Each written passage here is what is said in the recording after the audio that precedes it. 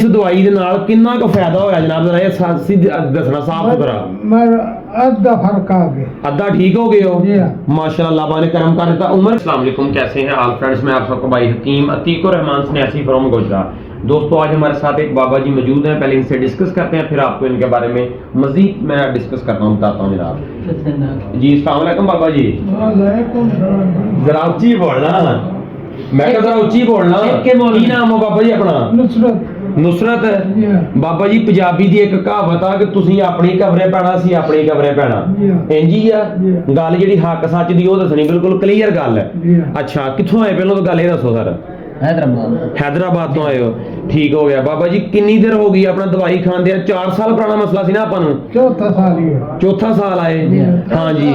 मैंने दिखा दी चौथे साल तैयारी का काम। अच्छा जनाब, ये तकरीबन 1.5-2 महीने हो गए मेरी दवाई खांदे। 2 हो गया, ठीक हो गया जनाब। इस दवाई दे नाल कितना को फायदा होया जनाब, जरा ये दसना साफ सुथरा। मैं अद्धा फर्क आ गया, अद्धा ठीक हो गए हो माशाल्लाह, अल्लाह पाक ने करम कर देता। उम्र कितनी बाबा जी अपनी?